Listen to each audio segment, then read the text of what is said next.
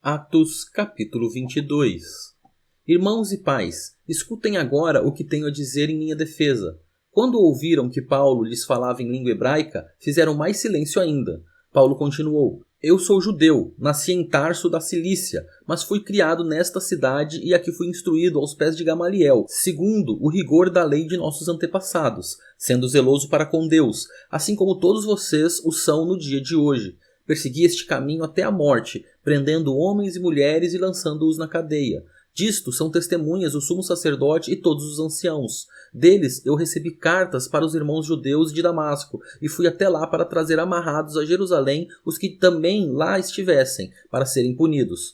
Ora, aconteceu que, enquanto eu viajava, já perto de Damasco, quase ao meio-dia, repentinamente, uma grande luz do céu brilhou ao redor de mim. Então caí por terra, ouvindo uma voz que me dizia: Saulo, Saulo, por que você me persegue? Perguntei: Senhor, quem é você? Ao que me respondeu: Eu sou Jesus, o Nazareno, a quem você persegue. Os que estavam comigo viram a luz, sem contudo perceber o sentido da voz de quem falava comigo.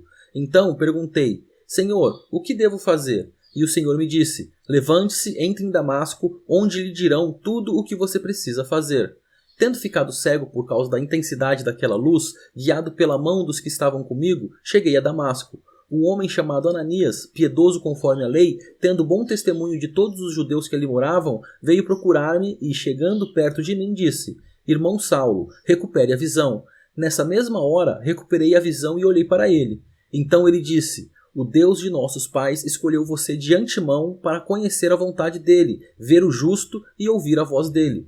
Porque você terá de ser testemunha dele diante de todos, anunciando as coisas que você tem visto e ouvido. E agora, o que está esperando? Levante-se, receba o batismo e lave os seus pecados invocando o nome dele. Quando voltei para Jerusalém, enquanto orava no templo, sobreveio-me um êxtase e vi o Senhor. Ele me disse: Ande logo e saia imediatamente de Jerusalém, porque não aceitarão o seu testemunho a meu respeito. Eu respondi: Senhor, eles bem sabem que eu ia de sinagoga em sinagoga, prendendo e açoitando os que criam em ti. Quando se derramava o sangue de Estevão, tua testemunha, eu também estava presente, consentia nisso e até guardei as capas dos que o matavam. Mas ele me disse: Vá, porque eu o enviarei para longe, aos gentios. Até este ponto a multidão ficou ouvindo.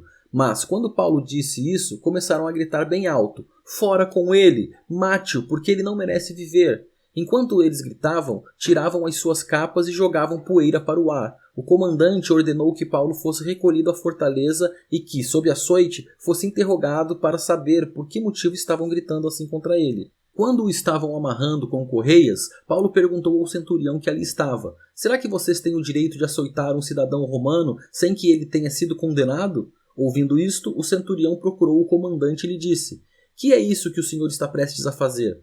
Saiba que aquele homem é cidadão romano. Então o comandante veio e perguntou a Paulo: Diga-me uma coisa, você é romano? Paulo respondeu: Sou. E o comandante disse: Eu tive de gastar muito dinheiro para conseguir essa cidadania. Ao que Paulo respondeu: Pois eu a tenho de nascença. Imediatamente se afastaram os que iam interrogá-lo com açoites. O próprio comandante ficou com medo quando soube que Paulo era romano, porque tinha mandado amarrá-lo. No dia seguinte, querendo certificar-se dos motivos por que Paulo vinha sendo acusado pelos judeus, o comandante o soltou e ordenou que se reunissem os principais sacerdotes e todo o sinédrio, e mandando trazer Paulo, apresentou-o diante deles.